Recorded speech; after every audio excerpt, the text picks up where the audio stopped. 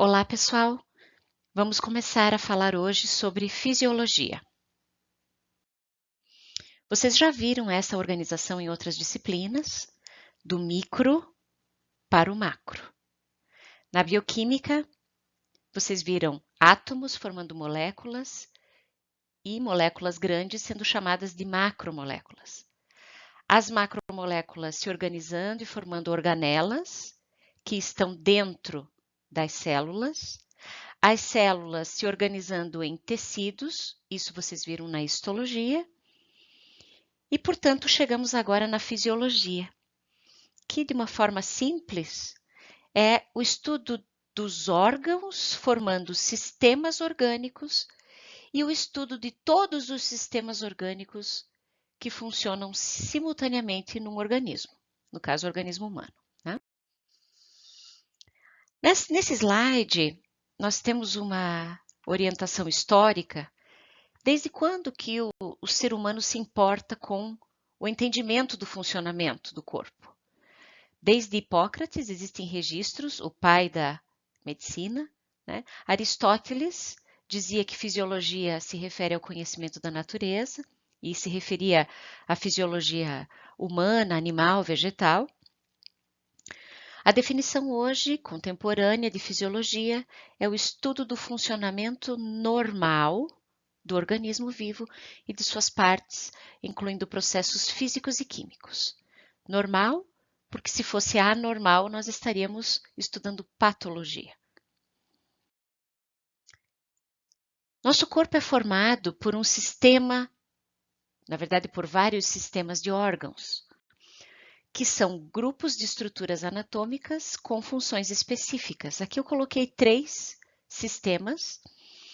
O sistema cardiovascular, formado por coração, vasos, de uma forma simplificada, cuja função é a entrega de sangue para outros tecidos. O sistema digestório, formado por boca, esôfago, estômago, intestino, função principal, obtenção dos nutrientes. Sistema endócrino, formado por glândulas e outros tecidos, principal função, controle e integração de funções de vários órgãos, de vários sistemas simultaneamente. São 3 exemplos que eu utilizo também para dizer que todos os sistemas de órgãos têm um funcionamento interdependente. Um depende do outro. Então, vejam, o sistema cardiovascular só vai funcionar se as células que compõem os tecidos desse sistema tiverem energia, nutrientes, que são obtidos pelo sistema digestório. Por sua vez, os nutrientes obtidos aqui são transportados pelo sistema cardiovascular. O sistema endócrino é responsável por hormônios que regulam ambos os sistemas e assim por diante.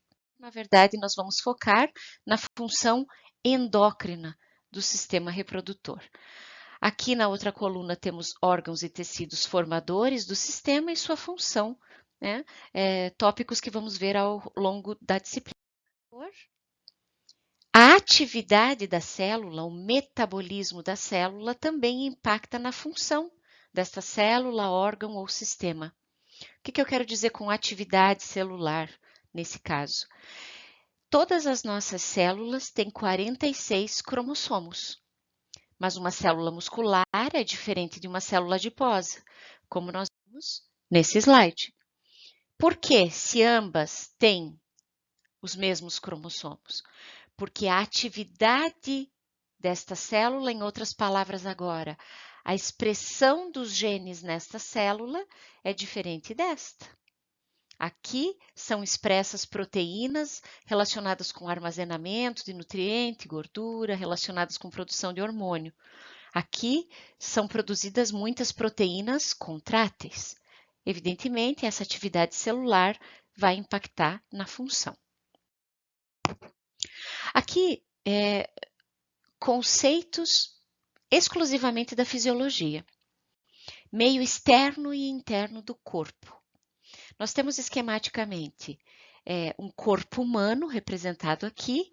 As células ao redor representam as células de revestimento externo. a pele, que, notem, são contíguas com o epitélio de revestimento do trato respiratório, são contíguas com o revestimento do trato digestório e também do trato urinário. Vejam que o que está em roxo representa o meio externo, ou seja, quando um alimento entra pela boca, vai via esôfago, estômago e intestino, na verdade o alimento ainda está no meio externo do corpo, por estranho que isso possa parecer. Nos pulmões, quando o ar está dentro do espaço aéreo, ele ainda está no meio externo.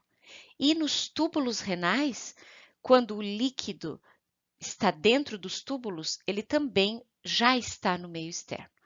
O que separa o meio externo do interno é o epitélio de revestimento. Este epitélio de revestimento desses três sistemas, evidentemente, é diferente do epitélio de revestimento externo, pele. Esse epitélio de revestimento dos três sistemas é formado por células com alta capacidade de troca de substâncias. No caso do trato digestório, células fazem a absorção de nutrientes. No caso do trato respiratório, células permitem a passagem de gases. E no caso do trato urinário, células permitem filtração, reabsorção, secreção, processos esses que vocês vão estudar com bastante detalhes. Tudo o que está para dentro deste epitélio e que está aqui representado em amarelo, e incluindo inclusive os vasos sanguíneos aqui e o coração, e estas células corresponde ao meio interno do corpo. É interessante observar que o sistema cardiovascular, aqui representado, mostra claramente a sua função crucial para a existência do nosso organismo. É graças aos vasos e ao sangue que é bombeado pelo coração que nutrientes obtidos a longa distância chegam às células localizadas à distância desse trato digestório, né? Apenas para dar um exemplo. Faz parte, então, do meio externo o lúmen, a luz do trato respiratório, digestório e urinário. Tudo que está do epitélio para dentro, meio interno. Volto um pouquinho para cá.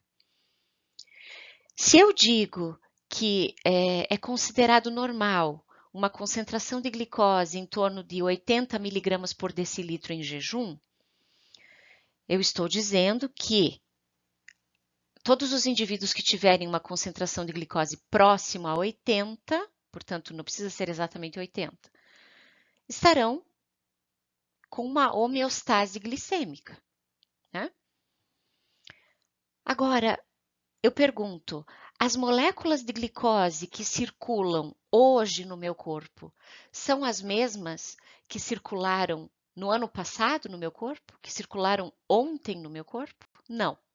Então, vejam, a concentração é a mesma. De manhã, em torno de 80 miligramas por decilitro. É uma constância, no entanto, relativa, porque não são as mesmas moléculas de glicose. Nós acabamos de dizer que o organismo tenta compensar mudanças que afetam a homeostase. Como que o organismo compensa? Através de sistemas de controle. Esse esquema mostra, esquematicamente, né, um sistema simples de 3 componentes, onde nós temos aqui um sinal de entrada, um controlador e um sinal de saída. Deixa eu dar nomes para isso. Imaginem que o sinal de entrada aqui representa a concentração de glicose no sangue. Vou pegar esse exemplo novamente. Agora imaginem que uma pessoa saiu de casa de manhã cedo, rápido, não comeu e está mais de 12 horas sem comer. No jejum, existe queda da concentração de glicose no sangue. Isso é perigoso. Hipoglicemia mata. No entanto, as pessoas normalmente com 12 horas de jejum não morrem de hipoglicemia. Por quê? Porque a queda de glicose no sangue é percebida por uma estrutura controladora, aqui eu vou colocar como sendo o pâncreas endócrino, mais especificamente as células alfa do pâncreas, que detectam a redução da concentração de glicose plasmática e produzem um hormônio que vai atuar no fígado. Glucagon sai do pâncreas, vai ao fígado e estimula o fígado a colocar glicose no sangue, através de gliconeogênese e glicogenólise. É um sistema simples que contorna o problema de uma queda de glicose causada pelo jejum, volta-se rapidamente a um estado homeostático e o indivíduo não morre de hipoglicemia. Agora, a maior parte dos sistemas de controle do nosso corpo não são simples assim, são bem complexos. E essa complexidade se deve principalmente a essa palavra, integração. A complexidade dos sistemas integra vários órgãos, vários sistemas, para se retornar à homeostase. Pegando o mesmo exemplo de antes, indivíduo em jejum, baixa glicose no sangue, células alfa do pâncreas detectam, produzem glucagon, que, ao chegar ao fígado, estimula gliconeogênese e glicogenólise, que vão, no caso, repor a concentração de glicose no sangue. Esse era o nosso sistema simples do slide anterior. No entanto, não é só isso que acontece. Simultaneamente a isso, a queda de glicose no sangue também é percebida pelo hipotálamo, por células nervosas.